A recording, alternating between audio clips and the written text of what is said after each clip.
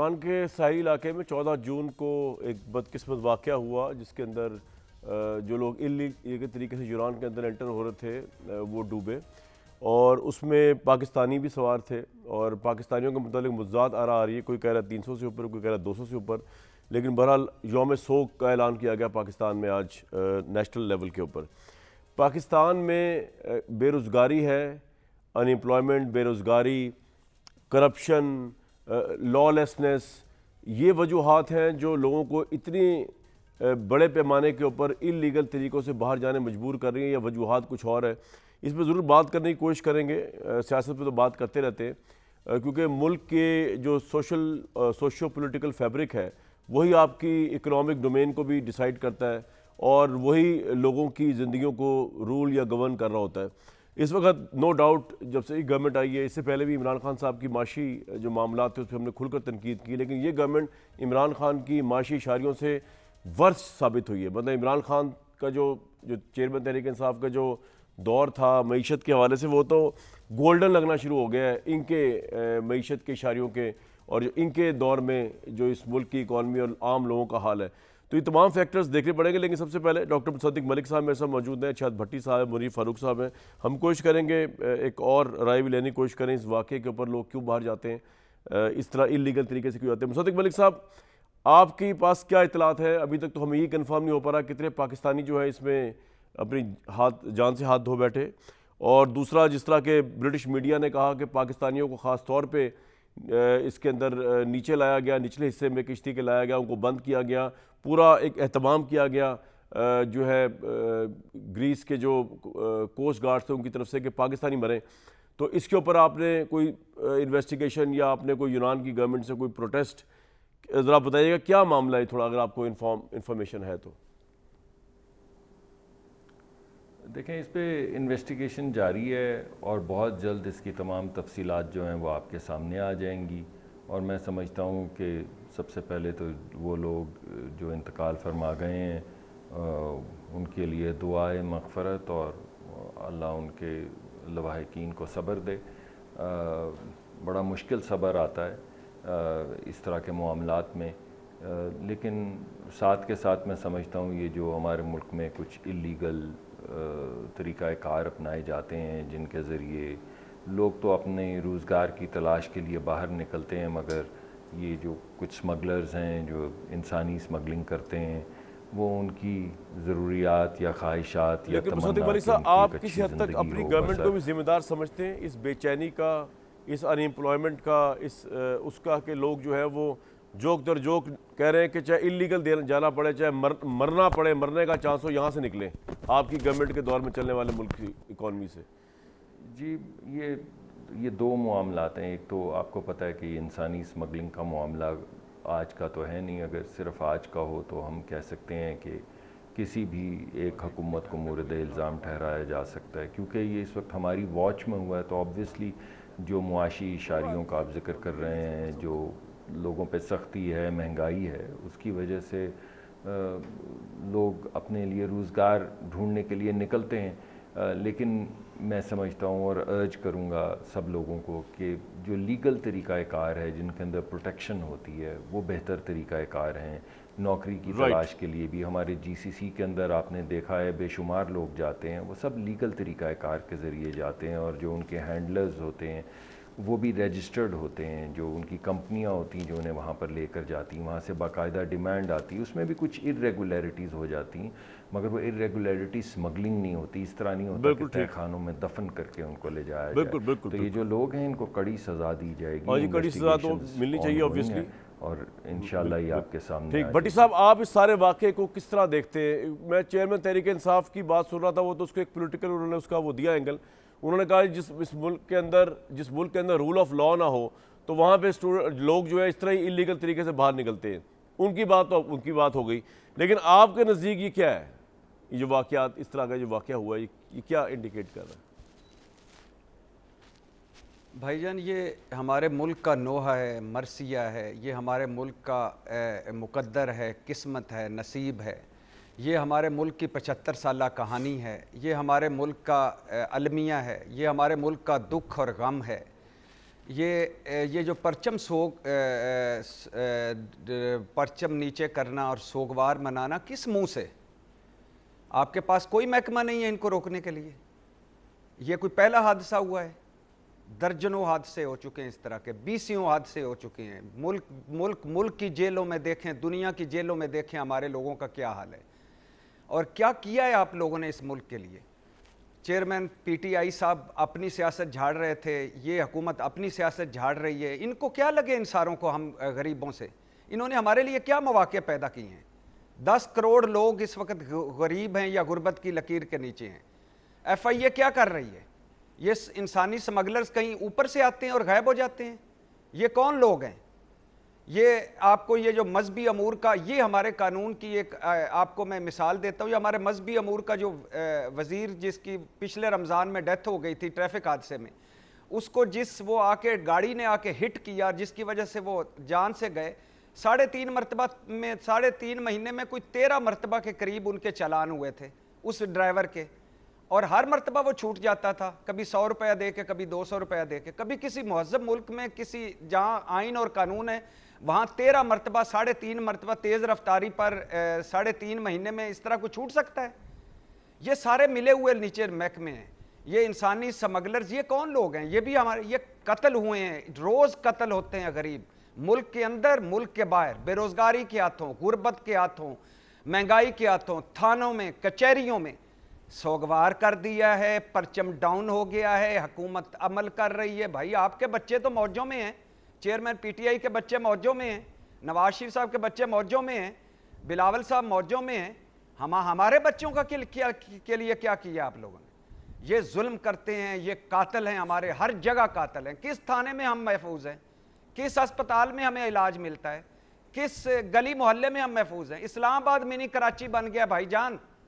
मेरे घर चोरी हुई है, कब कोई, बाकी सारे छोड़े, बाकी हर मेरे चारों तरफ, मेरी पिछली गली में, अगली गली में, दाएं बाएं कोई मोबाइल छीन रहा है, कोई चोरियां कर रहा है, डकैते मार रहे, डकैतियां कर रहा है। इनको लगे हुए हैं, 90 वजीर बैठे हुए हैं, मौजें कर रहे हैं, दौरे ही खत्म नहीं हो रहे, अपने लड़ी जा रहे हैं, करी जा रहे हैं। कोई किस मुल्क के लिए किया क्या है भाई? किसी शोबे में कोई इट पुट्टो थल्लू जवाल, कोई एक बताएं। बैरून खारजा पॉलिसी बताएं, जवाल नहीं है। दाखिला पॉलिसी बताएं, जवाल नहीं है।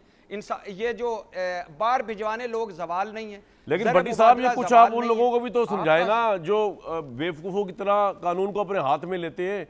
ये तो इलीगल ही है ना। ये गवर्नमेंट में हम जितना मिल के तबर्रा भेजे बिल्कुल जायज़ है सियासी तौर पे। इन्होंने तो लोगों का जीना दोभर कर दिया है।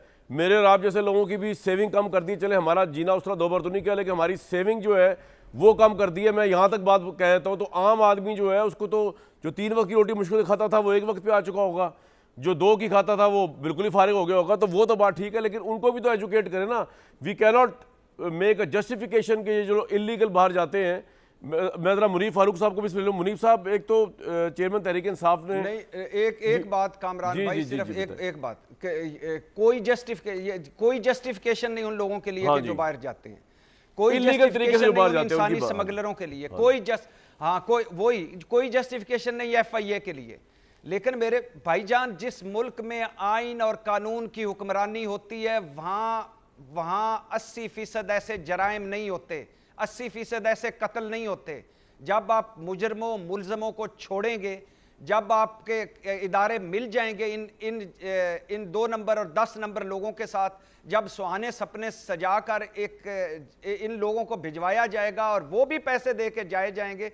आज वो वालदैन उनसे इज़ारे ताज़ियत, हमदर्दी, लेकिन सारे वालदैन सुने यार, किस तरह भेजते हो अपने बच्चों को, इस तरह हवाले कर देते हो मौत के, और किस तरह ये जो मौत के सौदागर हैं ये मौत भेजते हैं, और किस तरह ये हुकूमत है और किस तरह ये इदारे हैं। या कौन सा ऐसा शोबा है भाईजान जहाँ जवाल नहीं है? ठीक, मुनीफ फारूक साहब, मैं पॉलिटिक्स में ज़रूर बात करूंगा, लेकिन ये जो सूरत हाल है उसके ऊपर भी आप थोड़ा रोशनी डालें कि ये क्या लाहौर में, पाकिस्तान में ये बाज़ार बड़ा गर्म है कि ये जो ह्यूमन स्मगलर्स ह्यूमन ट्रैफिकिंग करना चाहते हैं वो बड़े आराम से जो है वो कर भी लेते हैं। उनको अब देखें ना, तो अगर मीडिया पे ना आता तो ये तो कारोबार पता नहीं कब से चली जा रहा है, कितने लोग जा भी रहे हैं और पता ही नहीं है, ना हुकूमत को पता है, ना इस हुकूमत को पता है, ना किसी पिछली हुकूमत को पता। मतलब ये शुतर बे मुहार, कोई फोकस ही नहीं किसी का, ना FIA का, ना पुलिस का, ना किसी और इदारे का इसके ऊपर कि यार ये हो क्या रहा है इस मुल्क के अंदर।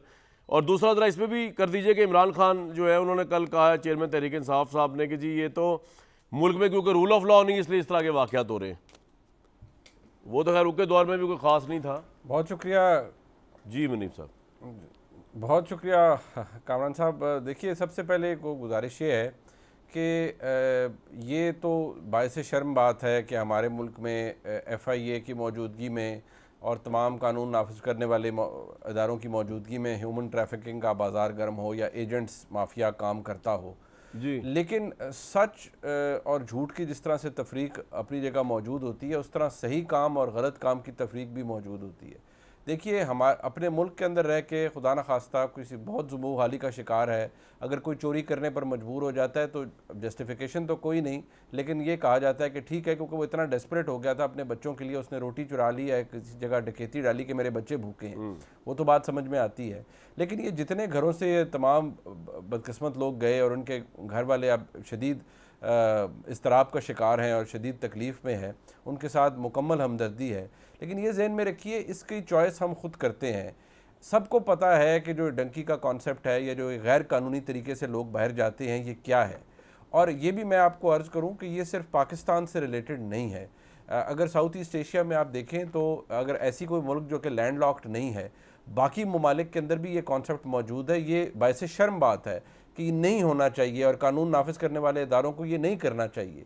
लेकिन इसका मुकम्मल इख्तियार कि कोई काम इल्लीगल करना है या नहीं करना, या मैंने एक गैर कानूनी रास्ते पर चलना है या नहीं चलना, इसकी जो सोच है या इसका जो फैसला है वो मेरे पास है, इंडिविजुअल के पास है। अगर मेरे पास ये जस्टिफिकेशन हो कि भाई हाँ, ये मतलब बात ये ना कि जो जाना चाहता है, अगर वो इस नहज पर आ गया कि नहीं जी कम वट में मैंने बस जाना ही जाना है और मैंने बेशक गैर कानूनी तरीके से जाना है, तो ऐसे लोग तो मौजूद होंगे। आप आज 50 एजेंट्स को पकड़ेंगे, 2 साल बाद फिर इस तरह के नए लोग आ जाएंगे और वो यही काम धंधा शुरू कर देंगे। बेशक इसके साथ कनाइवेंस भी हो FIA के लोगों की, लेकिन गैर कानूनी अमल किसी जगह जाकर नहीं रुकता। जो करने वाले हैं उनको ही थोड़ा खुद को बेहतर करना पड़ता है। अगर ये जस्टिफिकेशन हम ले लें तो फिर तो बदनवानी सिर्फ पाकिस्तान में हो या साउथ ईस्ट एशिया में हो, अमेरिका में ना हो, अमेरिका में करप्शन ना हो, इंग्लैंड में करप्शन ना हो। हाँ, वहाँ अकाउंटेबिलिटी सख्त है, बिल्कुल सख्त है, लेकिन वहाँ पर भी करप्शन है, वहाँ पर भी करप्ट प्रैक्टिसेस हैं, वहाँ पे भी इलीगल एक्ट्स लोग कमिट करते हैं। फर्क सिर्फ इतना है कि जो करता है उसे सज़ा बहुत सख्त दी जाती है। यहाँ पर जिन लोगों ने किया है उनको सज़ा सख्त दी जाए, लेकिन ये मनहसुल कौम हमें सोचना होगा कि हमें भी शॉर्टकट्स नहीं लेनी चाहिए। बहुत एहतराम से मैं ये अर्ज़ करूँ। बिल्कुल, और इसमें पेरेंट्स भी ऑन बोर्ड होते हैं। अपनी उम्र भर की कमाई जो है वो स्मगलर्स को दे देते हैं, ह्यूमन ट्रैफिकर्स को दे देते हैं, और वो पता नहीं क्या एक्सपेक्ट कर रहे होते हैं। और बाहर की लाइफ तो आई थिंक मुनीब साहब भी जानते होंगे, भट्टी साहब जानते होंगे, मुसद्दिक मलिक साहब भी बाहर पढ़े हुए, मैं भी बाहर पढ़ा हुआ हूँ। बाहर की लाइफ तो इतनी ईजी लाइफ है ही नहीं। मतलब अभी मेरे एक दोस्त है, वो प्लानिंग बना कर रहे थे बाहर जाने की। उनको मैंने बड़ा समझाया कि जनाब वो यहाँ पे लॉयर हैं, तो वो इस चक्कर में बाहर जा रहे हैं किसी तरीके से, जो है वो वहाँ जाके किस्मत की जो है वो पुड़िया खुल जाएगी, किस्मत की वो जंजीरें खुल जाएंगी, और वहाँ जाके पता नहीं बरतानिया में जाके क्या हो जाएगा। उनको वकील साहब को मैंने समझाया कि इस तरह नहीं होगा, जो आप यहाँ नहीं कर सके तो वहाँ आपने क्या करना है, पहले यहाँ कुछ करें। तो ये बड़े बड़े एजुकेटेड लोग जो है, और उनके भाई के मुतालिक भी पता चला, और आज मैंने उनको रेफ़र किया FIA में कि जाएँ आप, चले। उनके भाई जो थे वो सऊदी अरेबिया इलीगल जाने के लिए मुबैना तौर पे जो किसी को 7.5 लाख रुपए में से 5 लाख रुपए दे चुके ईजी जैज़ के ऊपर। मतलब जहालत की इंतहा है। तो बड़े भाई साहब भी ख्वाब देख रहे हैं बाहर जाने के, और जो है पाकिस्तान में कुछ किया नहीं है, वहाँ बाहर जाके भी कुछ नहीं करना, जहाँ जो नज़र आ रहा है यहाँ से मुझे। और छोटे भाई जो है वो तो ऑलरेडी लुटा चुके हैं। आज पता नहीं FIA ने क्या किया होगा उनका। मेरे साथ मौजूद है, मैंने रिक्वेस्ट की है नौरीन हैदर साहिबा से, उनका इस इशू के ऊपर बड़ा इम्पोर्टेंट कंट्रीब्यूशन भी है, वो समझती भी हैं। आप सीनियर कॉलमिस्ट और एक्टिविस्ट हैं। नौरीन साहिबा, ये बताइए कि क्या इकोनॉमिक रीजंस हैं ये जो लोग जा रहे हैं? मुसद्दिक मलिक साहब की गवर्नमेंट है, या इससे पहले इमरान खान की गवर्नमेंट साहब की गवर्नमेंट थी, या इससे पहले बेनज़ीर भुट्टो साहबा की गवर्नमेंट थी? ये तो काम आज से नहीं चल रहा। आपके ख्याल में ये क्या फिनोमेना है जो लोग इस तरह इलीगल तरीके से जाते हैं, at the risk of their death जाते हैं? बहुत शुक्रिया कामरान साहब। पहले तो ये जो अंधोनाक वाक़या हुआ है इसके लिए हम बहुत ही रंजीदा हैं, और तमाम जो मरने वाले हैं उनकी फैमिलियों से दिली ताज़ियत करते हैं, और दुआ है कि अल्लाह ताला उनको सब्र अता करे। जहाँ तक आपके सवाल का ताल्लुक है, देखिए मुझे काफ़ी अरसा हो गया इस मौजू के ऊपर बहुत सारी रिसर्च भी की, काफ़ी दफ़ा जी। लिखते भी रहे। तो गुर्बत तो पूरे पाकिस्तान में है, लेकिन जब हम ये बाहर जाने वालों का अमूमी डाटा देखते हैं तो ये सिर्फ पंजाब के चंद मखसूस अजला हैं जिसके अंदर से लोग पाकिस्तान से इलीगली बाहर जा रहे हैं। अच्छा। और गुर्बत का जहाँ तक सवाल है, वो तो पाकिस्तान के तमाम अजला नहीं, में पंजाब के तमाम। सिर्फ कुछ अजला में क्यों है ये आपके ख्याल में, आपके पास डाटा जो है? जी जी, पंजाब के जो 6 अजला हैं उनको गोल्डन क्रिसेंट कहते हैं, सेंट्रल पंजाब के, जिसके अंदर मंडी बहाउद्दीन है, गुजरात, गुजरावाला, नारोवाल और खारियां से, ये मखसूस 6 अजला हैं जिसके अंदर से लोग जाते हैं। इसके अलावा लोग पाकिस्तान में इलीगली इन अजला के अलावा नहीं जाते। शाज़ और नादिर कोई और मिसाल आपको मिलेगी या कोई अच्छा। केस मिलेगा, अदरवाइज सिर्फ इन अजला से इसलिए जाते हैं कि ये लोग जो बाहर जाने की सही करते हैं उनके कुछ रिश्तेदार और कुछ एक्सटेंडेड फैमिली के लोग पहले ही वहाँ पर मौजूद होते हैं, तो उनको ये गुमान होता है कि जैसे वो वहाँ जाकर सेट हो गए हैं या उनको कोई मजदूरी मिल गई है या वो कोई रंगीन अपने हालात बताते हैं, तो उससे ये एल्योर होता है कि हम भी वहाँ चले जाएं। देखिए गुर्बत का मैं बिल्कुल ये माजरत के साथ, ये जो बार बार नैरेटिव बिल्ड किया जा रहा है कि ये गुर्बत की वजह से सारे गए हैं, ये गुर्बत की वजह से गए, मुझे आप बताइए कि एवरेज तकरीबन इन जाने वालों ने 20 लाख से 25 लाख तक एजेंट को दिया है। जी। अगर आप 300 से भी ज़र्ब दें इसको या जी 400 जी जो तो ये हेलो। एक एस्ट्रोनॉमिकल अमाउंट अच्छा बन जाती है कि ये इतनी बड़ी अमाउंट दे के तो ये लोग इलीगली यूनान जाने की कोशिश कर रहे हैं और या इटली जाने की कोशिश कर रहे हैं, जबकि उनको ये भी नहीं पता कि एक बिल्कुल अनस्किल्ड मजदूर टाइप बंदा वहां जाकर क्या फौरी कमा सकता है। तो गुर्बत की बात नहीं है, ये सिर्फ वो पुल फैक्टर है कि जी वहाँ जिंदगी यहाँ की जिंदगी से बहुत बेहतर है, और अगरचे कि उस जिंदगी का कोई उनको अमली तजर्बा नहीं है, सुनी सुनाई बातें हैं। लेकिन नौरीन साहबा, और ये इतने इतने इंपॉर्टेंट कंट्रीज हैं, ये किस तरह इनको अलाउ, चले यहाँ से तो 2 नंबर काम होकर निकल गए आप, उसके बाद जब आप यूरोप में एंटर होते हैं तो क्या वहाँ पे भी करप्शन इतनी ज़्यादा है कि वहाँ पे कोस्टल गार्ड्स वगैरह जो इनकी एंट्रियाँ कराए थे पैसे लेके, और उसके बाद फिर ये इलीगल वहाँ रह भी लेते हैं? हालांकि 9/11 के बाद तो लॉस बड़े सख्त हो गए उधर बाहर के मुल्कों में। नहीं नहीं नहीं, बिल्कुल ऐसी बात नहीं है, बिल्कुल भी ऐसी बात नहीं है। मैंने खुद जाके विजिट भी किए हैं। ये चूंकि आपको पता है कि पिछले बहुत तकरीबन एक दहाई हो गई है कि अफ्रीका में भी और मिडल ईस्ट में भी कुछ मुल्कों में, जिनमें ख़ास तौर पे सीरिया है और इराक है, वहाँ पर एक वॉर की सिचुएशन है। तो वहाँ से जो रेफ्यूजीज जाते हैं उनके मुतालिक ईयू में ये एक मुआहिदा तय है कि ईयू में रेफ्यूजीज को एक्सेप्ट किया जाएगा, और वो अच्छा। जितनी भी तादाद में आए, तो वो पहला पड़ाव उनका आमतौर पे यूनान होता है। ये जो कैंप्स कायम हुए थे ये अच्छा, दूसरा रेफ्यूजी मुझे एक के। आखिरी बात इससे पहले ब्रेक लूं कि ये क्या नेटवर्क बहुत ज़्यादा फैला हुआ है? यानी आपको पता है कि पंजाब के अंदर ये 6 डिस्ट्रिक्ट्स हैं जो सबसे ज़्यादा इसमें है, तो गवर्नमेंट को पता नहीं है कि ये कौन लोग इनसे इंटरेक्ट करते हैं, ये जो स्मगलिंग ह्यूमन स्मगलर्स हैं ये किस तरह कर रहे हैं? ये नेटवर्क बहुत स्ट्रॉन्ग है और पता भी नहीं है, या गवर्नमेंट के जो सेगमेंट्स हैं वो भी साथ मिले हुए हैं? मतलब गवर्नमेंट के सेगमेंट से मुराद जो नीचे के ज़िलाई लेवल की पुलिस हो गई या दूसरे हो गए, ये साथ मिले होते हैं, इनको पता भी चले तो ये ओवरलुक करते हैं इस बात को। नहीं, मैं इसमें भी आपसे थोड़ा सा इख्तलाफ करूंगी। जी जी। अगर आप सिर्फ एफआईए की साइट पे जाके देख लेना, और एफआईए के जो हायर लेवल के ऑफिसर्स हैं, हजारों की तादाद में लोग गिरफ्तार हुए हैं, सैकड़ों की अच्छा। बात नहीं है, हजारों की। मैं खुद एक बहुत रेड बुक के जो बहुत टॉप के ह्यूमन स्मगलर्स हैं उनके साथ मेरी मुलाकात भी कराई गई और मैंने इंटरव्यू भी किया। तो अच्छा। हकीकत ये है कि ये जो ह्यूमन स्मगलर्स हैं, मैं ट्रैफिकर्स की बात नहीं कर रही जो अगवा करके जी जी लोगों जी को जी। लेके जाते हैं या ऑर्गन ट्रेड करते हैं क्या कहते या हैं वो, क्या माइंड सेट है उनका? सेक्स। जी, तो जो ह्यूमन स्मगलर्स हैं, आप अभी जो वाकया हुआ है हालिया, उसमें जो बच्चे फौत हुए हैं उनमें से एक दो के पेरेंट्स की आप स्टेटमेंट्स जो कल टीवी पे चल रही थी वो सुने, तो वो कहते हैं कि हमारे बच्चे जाना चाहते थे तो हमने फिर राब्ता किया। ये लोगों का भी कसूर है कि ये ह्यूमन स्मगलर्स या एजेंट जो होते हैं ये जाके उनको मिन्नतें करते हैं कि हमारे बच्चों को बाहर भेजें, मिन्नतें करते हैं उनके पैरों को हाथ लगाते हैं कि किसी तरह हमें ये हमारे ऊपर एहसान कर दें और हमारे बच्चे को बाहर भेज दें। ये ट्रैफिकर्स और स्मगलर्स में लोगों को फ़र्क मालूम नहीं। ट्रैफिकर्स वो हीनियस क्राइम है जिसमें ये अगवा करके बच्चों को ये किसी हिम्मत न मगर से किसी मुराद अपनी मर्जी से जाते हैं, ये आप कह रहे हैं अपनी मर्जी ये से उनके पास जाते ज़्यादातर हैं जी। जी तो पैसे फिर दे क्या के होता जाते क्या, हैं, ना पासपोर्ट सिर्फ जाली बनता है क्या, यहाँ से किस तरह निकलते हैं, कुछ थोड़ा ब्रीफली बताइएगा, फिर मुसद्दिक मलिक साहब से मैं ओवरऑल कमेंट लूंगा इस वाकये पे ब्रेक पे जाने से पहले जी। ब्रीफली आपको बता देती हूँ कि यहाँ से ये 2 तरीकों से जाते हैं। एक तरीका पुराना है, वो भी मैं बता देती हूँ, और नया भी। पुराना तरीका ये है कि यहाँ से इनको क्वेटा पहुँचाया जाता है। ये क्वेटा बस के और ट्रेन के ज़रिए जाते हैं। वहाँ पर मंद बल्लोग जो जगह है, वहाँ से चमन ताफ्तान का बॉर्डर क्रॉस करके ईरान में मक्कू एक जगह है, वहाँ पर ये पहुँचते हैं जहाँ से ये तुर्की का बॉर्डर क्रॉस करते हैं। लेकिन अच्छा ये कोई दिनों की बात नहीं, इसमें हफ्तों या महीनों भी लग सकते अच्छा हैं, जहाँ इनको छुपा-छुपा के रखा जाता है।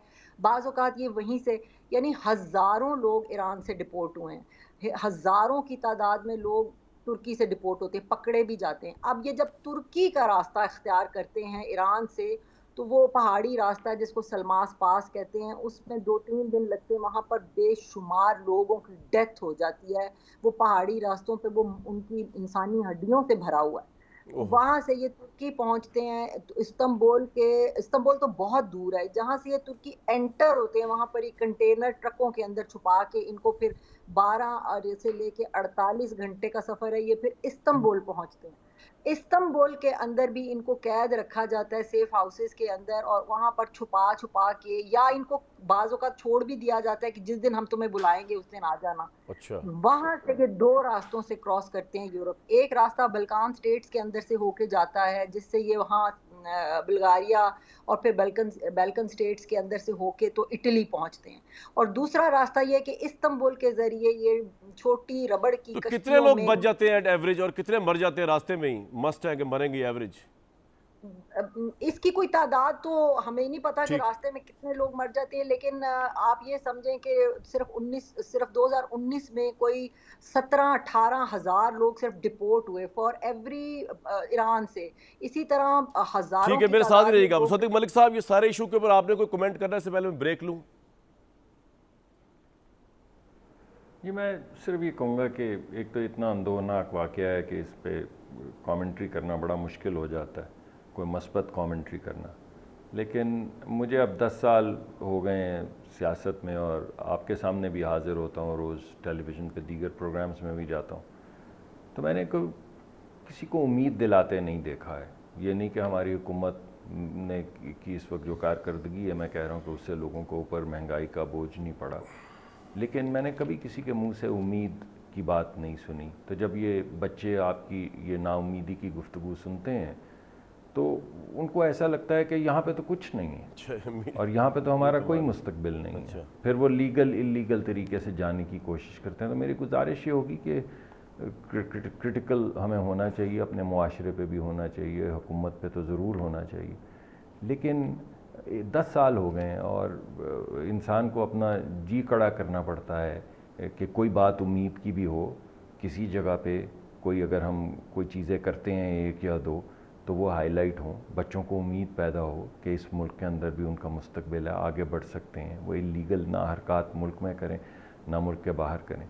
लेकिन बहरहाल आज एक बड़ा अंदोहनाक वाक़या हुआ है, तो इस वजह से इस पर किसी दिन और बात कर लेंगे। मेरा ज़ाती ये ख्याल है कि कुछ हम सबको मिल के, बिलखसूस जो पॉलिटिकल एरिना में लोग हैं, उनको कुछ उम्मीद बंधानी चाहिए मुल्क की और कुछ उम्मीद की बात करनी चाहिए।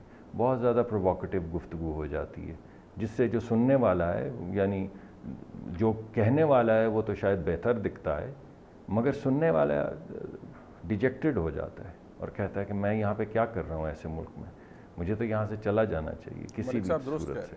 बहरहाल ठीक, भट्टी साहब और मुनीब साहब, इस पे मीडिया को क्या रोल प्ले करना चाहिए जी कि हम उम्मीद कैसे फैलाएं अगर उम्मीद ग्राउंड पे नज़र ना आ रही हो? ख्वाह वो पीडीएम की गवर्नमेंट है या पीटीआई की थी, उस वक्त भी उम्मीदें दम तोड़ रही थी इकनॉमिकली। और मैं याद कर रहा हूँ मुसद्दिक मलिक साहब यहाँ पर आके मुझे तो बहुत ही उस वक्त तो ऐसे ये पूरी इकॉनमी का हाल सुनाया करते थे, डाउन ट्रेडन इकॉनमी का हाल, कि वाकईतन मैं तंज नहीं कर रहा, बड़ा अच्छा लगता था कि जिस वसूख से और फैक्चुअली डाटा अच्छा रख के ये बोलते थे कि जी आज वो माँ किधर जाएगी जिसके बाद अद्वियात की या प्राइस कर दिए इमरान खान के दौर में, आज वो बच्चा कहाँ जाएगा जिसको दूध पिलाने के लिए, और जिस तरह बोलते थे बहुत ही एक्स्ट्राऑर्डिनरी एक्स टेम्परे। तो पता नहीं वो उस वक्त के दौर में जो लोग गए में फिर उसकी जिम्मेदारी मुसद्दिक मलिक साहब ले लें, क्योंकि नाउमीदी तो उस वक्त भी थी उनके दौर में चेयरमैन पीटीआई के, नाउमीदी आज भी, आज बढ़ गई है, उस वक्त थोड़ी सी कम होगी, आज डबल हो गई हुई है। क्यों भट्टी साहब, उम्मीद किस तरह दिखाएं कि लोग डंकियों पे चढ़ के ना जाएं मुल्क छोड़ के? बहुत खूबसूरत बातें की हैं निसाबी किताबी, लेकिन 3.5 साल जो इमरान खान का तरीके इंसाफ का दौर रहा है, मुसद्दक मलिक साहब के सारे प्रोग्राम चला लें और इन सारे लोगों को भिजवा दें, तो मुझे उम्मीद है कि वो अपने जो बाहर के रिश्तेदार हैं उनको भी वापस बुला लेंगे। जी जी जी।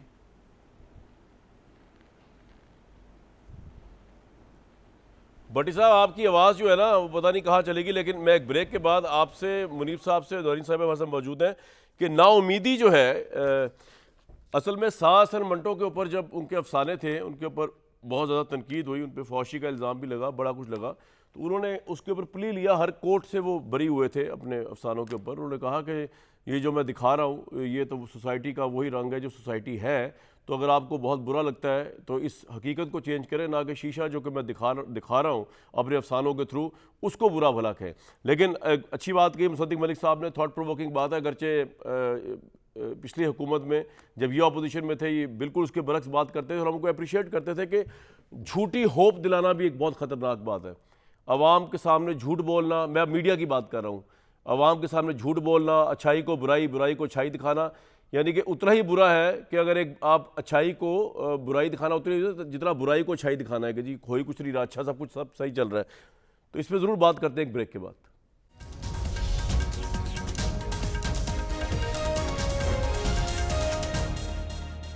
मुनीर फारूक साहब, बड़ा ज़बरदस्त एनालिसिस किया मुसद्दिक मलिक साहब ने। वो कह रहे हैं जो सानियात हो रहे हैं इस तरह के जो यूनान में हुआ, इसकी एक वजह ये भी है कि मायूसी की बातें जो है ना वो कम की जाए। मतलब कहने का मतलब ये है कि जैसे कि आज मेरे सामने जो पाकिस्तान के वफाकी इदारा शुमारियात की रिपोर्ट है, एक साल में इनके दौर में आलू 108, आटा 99, गंदम 94.8% महंगी हुई और आगे भी चीज़ों का हाल। तो हम ये बात या तो किया ना करें क्योंकि नाउमीदी तो फैलेगी इससे, या अगर किया करें तो बताया करें कि भाई इसमें उम्मीद की किरण फिर भी बाकी है। लेकिन ग्राउंड पे क्या होगा जब लोग यही चीज़ें लेने जाएंगे? हम तो रिपोर्ट कर रहे हैं मुनीब साहब। देखिए कामरान साहब, मैं सबसे पहले तो ये कहूँगा कि जो बात आपने भी की है वो देखिए वो दुरुस्त इसलिए है कि देखिए अगर बाहर मारा मारी है या बाहर ख़ज़ा है तो कामरान शाहिद साहब अपने प्रोग्राम में ये तो नहीं कह सकते कि बाहर बहार है। सही बात। और अगर ज़ुबू हाली का शिकार आप भी नहीं कह सकते अपने प्रोग्राम शिकार हैं तो आप मेरे आप पे भी ये अप्लाई होता है। हाँ जी, कोई भी नहीं, हम में से कोई भी नहीं। सही बात, बिल्कुल ना आप कह सकते हैं ना मैं कह सकता हूँ। और अगर हम कोई यूफोरिया शो करेंगे और लोगों को बड़ी म्योपिया दिखाएंगे कि बड़ा म्योपिक पिक्चर दिखाएंगे कि बड़ा एक कमाल होगी हर चीज़ और होने जा रही है, अगर चले उम्मीद की किरण की बात भी करते हैं तो वो भी शायद बदअहदी होगी अपने काम के साथ। सही। लेकिन मैं इस हद तक मैं ज़रूर कहूँगा, मुसद्दिक मलिक साहब की बात से मैं एग्री करता हूँ। मैं इसलिए कहता हूँ कि वो मुकम्मल तौर पर वो बात दिल को इसलिए लगती है, इसलिए मैंने कहा कि वो दुरुस्त कह रहे हैं कि देखिए हम डूम्सडे सिनारियो दिखाते हैं या लोगों को जब बहुत ही तल्ख किसी चेहरा का दिखाते हैं, पिक्चर दिखाते हैं, तो उससे इन्वेरियबली कोई भी या तो अगर राइट थिंकिंग मेंबर है ऑफ सोसाइटी को नॉर्मल आदमी है तो शायद वो उसको लेगा एज एन ओपिनियन। बट हो सकता है कोई इतना ज़्यादा इन्फ्लुएंस हो जाए कि वो तो बस ये सोच ही पकड़ ले कि भाई इस मुल्क का तो खुदा ना खास्ता कुछ नहीं हो सकता, मेरा यहाँ मुस्तकबिल कोई नहीं, मैं भूखा मार जाऊँगा। तो इलीगल हो राइट हो, जैसे अभी वो फरमा रही हैं हमारी जो पार्टिसिपेंट है उन साहबा फरमा रही हैं कि वो लोग मिन्नतें करते हैं जाके पेरेंट्स के जी हमारे बच्चों को बाहर दे दो। तो वही वाली बात है कि इलीगल एक्ट के लिए आप लोगों की मिन्नतें करते हैं कि हमारे बच्चों को बाहर भेज दें, थिंकिंग के बाहर जाके वो बड़ा कोई तीर मार लेंगे। और आपने अपने दोस्तों की बात की, मैं ये बात दुरुस्त है कि मुसद्दिक मलिक साहब जब हुकूमत में नहीं थे तो वो बिल्कुल बताते थे कि बहुत बुरी मईशत है, जिस तरह आपने भी अच्छा बोलते थे, थे हमारे सामने आप जी जी जी। तो मैं कहता हूँ कि ठीक है उस हद तक उनकी तनकीद भी जायज़ है, लेकिन मैं बसद एहतराम इतना ज़रूर कहूँगा कि हम अगर इन टोटलिटी सारा दिन बैठ के मर गए, लुट गए और ख़त्म हो गई हर चीज़, अगर ये भी कहते रहेंगे तो हो सकता है मैं और आप या कोई ऐसा बंदा जो कि ज़रा ये कहे कि नहीं यार कोई बात नहीं, हमने अगेंस्ट द टाइड भी जाना है और अपना बच्चों का रिस्क कमाना है, जायज़ और हलाल कमाना है और लीगल तरीके से कमाना है, वो तो शायद साबित कदम रहेगा। लेकिन कोई अगर ऐसा बंदा जो डिप्रेशन का शिकार है जब, या बहुत ज़्यादा जल्दी इन्फ्लुएंस हो जाता है, जैसे हमारे कासिम के अब्बा के हमारे जो फॉलोअर्स हैं वो जैसे बहुत जल्दी सहर उन पे तारी हो जाता था बहुत सी बातों का, और फिर वो कर गुजरे 9 मई को जो किसी ने सोचा भी नहीं था। तो अगर कोई ऐसी कैफियत में होगा तो फिर वो कुछ भी कर गुजरेगा। बिल्कुल ठीक। सदिक मलिक साहब, आपने जब तेल लेके आए रशिया से, हमने पूरे मीडिया ने आपको अप्रिशिएट किया। मैंने तो खैर ट्वीट्स किए, यहाँ तक कहा कि इमरान खान साहब जो, या चेयरमैन तहरीक इंसाफ जो एज अ साबिक प्राइम मिनिस्टर कहते रहे कि जी मुझे वो जो साइफर का एक झूठा खुद साख्ता बयानिया था कि जी अमेरिका ने इसलिए निकाला कि मैं रशिया से तेल, तो मैंने कहा ये झूठा साबित हुआ क्योंकि सदिक मलिक साहब तेल लिया रशिया से। लेकिन अगर आप मुझे आप ये कहें कि आप लोगों ने इतनी महंगाई पे, जहाँ लोग मर रहा है, पिस रहा है, बजट नहीं आपके पास लोगों को देने के लिए, चेयरमैन सेनेट की रिहाइशगाह का किराया बढ़ाकर आपने 2.5 लाख रुपये महंगा कर दिया। यार उस शख्सियत को, इस ऑफिस को ज़रूरत है, उनके चेयरमैन सेनेट के अहल खाना को भी निजी इलाज की सहूलत अब हासिल होगी, ख़ानदान का एक रुकन भी उनके साथ बैरून मुल्क दौरे पे जा सकेगा, सरकारी जहाज़ में ख़ानदान के 4 अफराद भी जा सकेंगे चेयरमैन सेनेट के, 50 लाख रुपए वो अपनी मकान, मतलब यार ये तो यकीन करें ये तो बदमाशी है इस मुल्क की आवाम की। अब आप कहें ये नाउमीदी है, तो भाई फिर ये नाउमीदी तो आपकी पार्लियामेंट से निकल रही है, उसको बंद कर दें सदिक साहब। जी मेरा कुछ बहुत ज़्यादा आप सबसे इख्तलाफ नहीं है। मैंने तो अभी जो अपनी बात शुरू की तो मैंने तनकीदी जायज़ा लिया और मैंने ये कहा कि इसमें कोई शक नहीं कि इस वक्त मुल्क के हालात ख़राब हैं, और मैंने कहा कि यहाँ पर महंगाई बढ़ गई है, इस वजह से बड़ा मुश्किल है ये गुफ्तगू करनी जो मैं करने की कोशिश कर रहा हूँ। तो तनकीद के ऊपर तो कोई मलाल नहीं है कि तनकीद होनी चाहिए, तनकीद ज़रूर होनी चाहिए, आप तनकीद करते भी हैं, मगर और भी मैं तो आपको अपने 10 साल की और आप तो बिलखसूस आपके बहुत से प्रोग्राम हैं, मैंने आपको भी और भी दीगर जो हमारे दोस्त हैं मुनीब साहब को भी देखा है कैमरे उठा के, जहाँ पे कोई अच्छा काम हो रहा हो वहाँ भी चले जाते हैं। इसमें मैं ये थोड़ी कह रहा हूँ कि एक्सक्लूसिवली कोई भी कुछ नहीं कर रहा, लेकिन देखें हमारे मुल्क में क्या क्या कुछ नहीं हो रहा। हमारे मुल्क में सैलानी ट्रस्ट है, ईदी ट्रस्ट है, आगा खान फाउंडेशन है, NRSP है, इंसार बर्नी साहब का एक ट्रस्ट है, क़ुव्वत का बहुत ज़्यादा काम है। मैंने बड़े कम प्रोग्राम देखे हैं, लेकिन बड़े कम प्रोग्राम देखे हैं जो इन चीज़ों को हाईलाइट करते हैं कि वहाँ पे क्या क्या हो रहा है। इसी तरह पाकिस्तान के अंदर आप देख लें, चाहे बिस्प का प्रोग्राम हो या लेडी हेल्थ केयर वर्कर्स का प्रोग्राम हो, जिसको अब 40-50 साल होने को आप कह रहे हैं इनको भी हाईलाइट किया जाए, सोशल वेलफेयर 13-14 हज़ार मेगावाट जो बिजली, जी नहीं इस पर डिबेट की जाए ना जी। अब अगर हमको पॉलिसी लेकर आ रहे हैं एनर्जी की, 12-13 हज़ार मेगावाट एनर्जी लगाई, आप तनकीदी जायज़ा भी लें। अगर 1.2 सर कह रहे हैं आपके अच्छे कामों को अप्रिशिएट किया है हमने, आप तेल लेके आए रशिया से, अप्रिशिएट किया उसको। नहीं, मैं कह रहा हूँ कि तनकीदी जायज़ा जब आप लें तो तनकीदी जायज़े का मतलब तो डूम्सडे नहीं होता। बिल्कुल ठीक है, तनकीदी जायज़े में से तो नए रास्ते निकलते हैं। आप किसी प्रोग्राम को देखें, हमारे बैनुल बाहर के रहने वाले दोस्त जो हैं, मैं ख़ुद जानता हूँ, एक अपना सेहत प्रोग्राम था जो पाकिस्तानी डॉक्टरों ने अमेरिका से शुरू किया, दिल प्रोग्राम है, HDFNA का प्रोग्राम है, ये शिफा हस्पताल आपके सामने, इस तरह की बहुत सी चीज़ें हैं जिनका तनकीदी जायज़ा लिया जा सकता है। मैं तनकीद करने से कतन मना नहीं कर रहा, मैं तो ये कह रहा हूँ कि आप कह रहे हैं जी थोड़ी ब्राइट साइड भी दिखाई जाए, सिर्फ ये पॉइंट आ गया सर। आप बिल्कुल जी नहीं, मैं कह रहा हूँ कि आप एक अच्छा काम दिखा के उसका तनकीदी जायज़ा लें और उसके बाद कहें कि इसको ऐसे इंप्रूव किया। बिल्कुल ठीक है सदिक साहब, और वो हो भी रहा है, थोड़ा बहुत हो भी रहा है। ये तो मेरे दिल में एक बात है कि नाउमीदी की एक फिजा है, तो उस पे एंगेज कर लूं। बिल्कुल आपका ये पॉइंट आ गया, बदरजा उत्तम आ गया जी जरूर। नौरीन साहिबा, आपके ख्याल में यही हल है इन चीज़ों को डील करने का, या इससे ये मसला इससे लार्जर है, जो नौजवान नस्ल इस तरफ जा रही है लीगल तरीके से और फिर डूब रहे हैं, मर रहे हैं, और पाकिस्तान के लिए भी शोक का सामान बन रहा है ये? देखिए बहुत कॉम्प्लेक्स मसला है। इतनी सिंपल इसकी जो बाइनरीज बनाई जा रही है ना कि ये बेरोजगारी है तो इस वजह से लोग बाहर, मैंने पहले भी अर्ज किया कि बेरोजगारी पूरे मुल्क में है। ये मसला बिल्कुल एक लोकलाइज्ड है और ये सिर्फ चंद अजला हैं जहाँ से ये लोग जा रहे हैं, और उसकी कुछ और वजूहात भी हैं। ये खाली बेरोजगारी है तो फिर बलूचिस्तान से लोग चले जाएं, KPK से भी बहुत सारी बेरोजगारी है, सिंध से भी लोग जाएं, वहां से क्यों नहीं जा रहे? तो बात यह कि पाकिस्तान में नौजवानों के लिए जो इस वक्त की नहीं, मैं खाली इस गवर्नमेंट, इसको तो बहुत मुख्तसर टाइम हुआ है आए हुए, मगर आप बहुत पिछली दहाइयों में भी देख लें कि बतदरीज नौजवानों के लिए स्पेस जो पाकिस्तान के अंदर है, हर किस्म की स्पेस वो खत्म होती जा रही, तफरीही, तामीरी, सोशल, यानी उनके पास और स्पेस नहीं है तो वो जो है वो एक तरह के उसका शिकार है, सफोकेशन का। और वो समझते हैं बाहर जाएंगे तो Suffocation और ड्रीम लैंड मिल जाएगा यूरोप वगैरह में उनके। मेरे साथ रहिएगा, Suffocation का मेरे साथ भट्टी साहब क्विकली जरा ये जो नौरीन साहिबा ने कहा, मुसद्दिक मलिक साहब ने कहा, मुनीर साहब ने कहा, इसको थोड़ा समअप तो करें। अब जैसे कि अच्छी खबर ये भी तो हो सकती है ना, आज अगर हम कहेंगे जैसे आजम नजीर तारड़ साहब ने कहा कि नवाज शरीफ साहब ने वापसी का, वतन वापसी का फैसला कर लिया, तो शायद इस मुल्क की इकॉनमी के लिए बड़ा अच्छा हो जाए। भट्टी साहब, ये अच्छी खबर भी हम सेलिब्रेट कर सकते हैं आज, क्या कहते हैं आप? भट्टी साहब क्विकली जरा भाईजान, वक्त पहली करो। बात तो ये है कि आपकी वही बात ज़्यादा अच्छी है कि मुसद्दिक मलिक साहब के पीटीआई के 3.5 साल के जो प्रोग्राम हैं जो उन्होंने किए हैं वो बांटें, उनकी किस्टें बनाकर उम्मीद फैलेगी।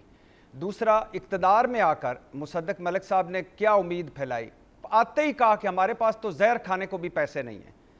इनके वज़ीर आज़म ने कहा हम तो भिखारी हो गए, इनके वज़ीर दिफा ने कहा मुल्क डिफ़ॉल्ट कर गया है। अच्छा, उम्मीद कैसे जब आप सबकी, आपकी बच्चों की इन्वेस्टमेंट यहाँ ना हो, जब आपका और हमारा रहन सहन एक जैसा ना हो, जब आपका और हमारा अस्पताल, स्कूल, बाजार एक ना हो, जब आप देखते ही देखते करोड़ोंपति, अरबोंपति बन जाएं और हम कखपति रह जाएं, जब आप मोटरसाइकिलों से प्लाजों पे, लैंड क्रूजरों, ग्रैंड क्रूजरों में आ जाएं और हम धक्के खाते फिरें, कहां से लाएं हजूर उम्मीद आपकी? भट्टी साहब, इतनी नाउमीदी ना फैलाएं आज। ये कामरान साहब, मैं कहां से लाएं कामरान साहब, उम्मीद? मैं इस पे बात कर उम्मीद अच्छा, रुक जा भट्टी साहब, मुसद्दिक साहब को दे यार, टाइम नहीं होगा फिर। आपके सरे महल और एवन फील्ड हो, हमारी कुलियां सर और आपका पॉइंट आ गया, झुग्गियां हो, मुसद्दिक साहब कहां को से दे लाएं यार, उम्मीद? वक्त ही मेरे पास। जी मुसद्दिक साहब बोलें, प्लीज रिस्पॉन्ड कर दें। ये गुफ्तगू का ही आप जायज़ा ले लें। मैंने आपके प्रोग्राम में कई दफ़ा कहा है, आज तो कोई वक्त नहीं है। क्या इस मुल्क में हमने जो गैस का सर्कुलर डेट है वो ख़त्म नहीं किया है? आप अजीबो गरीब बातें कर रहे हैं। पहले, आज से 10 साल पहले तो नहीं हुआ, तो अभी ये कैसे हमारे अपने जो कुएँ हैं उनका सर्कुलर डेट ख़त्म हो गया? ये अमीर और गरीब का जो हमने उसके बिल हैं वो अलहदा नहीं किए, ये सब 6-8 महीने के अंदर अंदर हुआ है ना। रशिया से तेल नहीं आया, अजरबैजान से कल डील नहीं हुई सस्ती गैस आने की, राइट। टापी के ऊपर मुआहदा आपने साइन होते नहीं देखा, अभी क्या अप्रूव नहीं हुआ है ये रिफाइनरी का प्रोजेक्ट?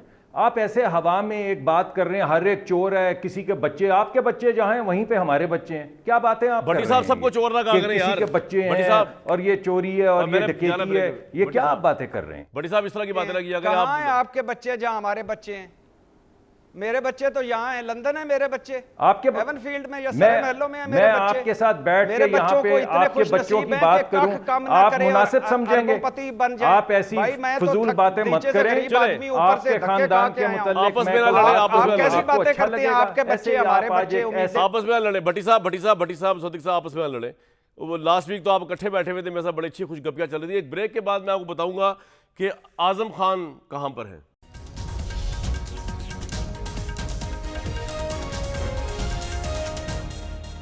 आजम खान जो बड़े प्रिंसिपल सेक्रेटरी थे चेयरमैन तहरीक इंसाफ के, वो उनका ये तो नहीं पता वो किधर हैं, लेकिन उनके ऊपर जो अभी 15 जून को GDA यानी गुलियात डेवलपमेंट अथॉरिटी KP के अंदर जो मीटिंग हुई है उसमें जो उनके ऊपर चार्जेस लगे, मैंने कहा वो आपको पढ़ के सुनाऊं जरा, आपको पता चलेगा। खुद ही तो नहीं कि गायब हो गए, अल्लाह उनको सेहत दे और वापस लेके आए।